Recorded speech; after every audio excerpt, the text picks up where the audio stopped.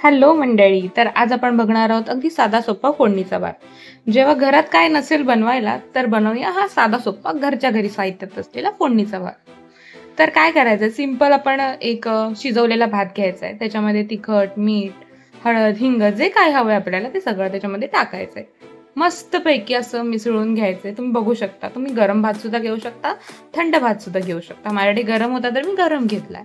आणि त्याच्यानंतर आपण फोडणीची तयारी करूया. तर काय, जिरं, मोहरी, तुम्ही लसूण टाकणार असाल तर लसूण टाका, पण मी फक्त कढीपत्ताच टाकते कारण मला तो खूप आवडतो. आणि त्याच्यानंतर कांदा मस्तपैकी मिसळून घ्यायचा आहे. अगदी गोल्डन ब्राऊन कलर येईपर्यंत त्याला परतत राहायचं आहे. तुम्ही बघू शकता मी परतते आणि कसा गोल्डन ब्राऊन कलर येतोय, ज्याच्यामुळं मग कांदा असा कचकचीत लागणार नाही.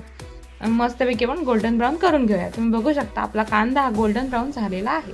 त्याच्यानंतर आपण तो मसाले भात होता जो मसाल्यामध्ये मिक्स केलेला तो आपण त्याच्यामध्ये टाकून घेऊया आणि मस्तपैकी ढवळून घेऊया. तुम्ही बघू शकता आपला मसाले भात आता फोडणीचा भात व्हायला तयार होत आहे.